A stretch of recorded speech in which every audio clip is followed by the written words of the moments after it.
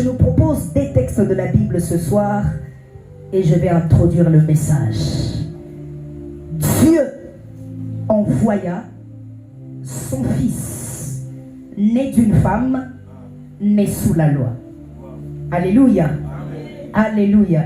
Ce matin, j'étais sur TikTok, j'étais sur la page du ministère. J'étais en train de suivre la prédication de l'homme de Dieu, le pasteur Hussein. C'est un très bon prédicateur, j'ai aimé. Il dit, il y a 3 phrases importantes, 3 points importants, au moins que je j'oublie. La première, c'est Dieu envoya son fils. La deuxième, né d'une femme. La troisième, né sous la loi. Galates chapitre 4, le verset 1er jusqu'au verset 8. Est-ce que tu peux t'élever? Nous allons lire et reprendre nos places. Je sens que le ciel est ouvert.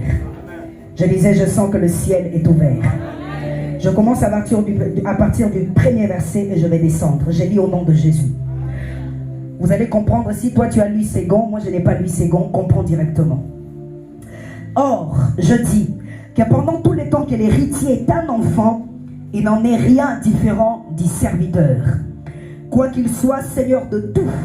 Dans la version Louis Ségon, c'est lorsque l'héritier est encore un enfant, il n'est maître de rien. Quelqu'un me dit amen bien. Les versets 2, mais il est sous des tuteurs et des curateurs jusqu'au temps déterminé par le Père. Nous aussi, nous étions des enfants. Nous étions asservis. Quand l'accomplissement du temps est venu, Dieu envoya son fils, né d'une femme et né sous la loi, afin qu'il racheta ce qui était sous la loi. Est-ce que quelqu'un a entendu ce texte? Ce qui est bizarre, c'est que le Fils de Dieu est né sous la loi, mais il est appelé à racheter ceux qui sont sous la loi.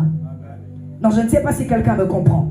Je suis né sous la loi, mais je suis appelé à racheter ceux qui sont nés sous la loi.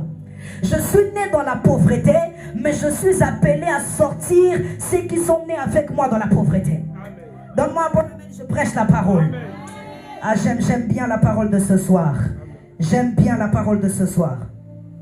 Afin qu'il racheta ceux qui étaient sous la loi et que nous ressuscions l'adoption des enfants. Amen, amen.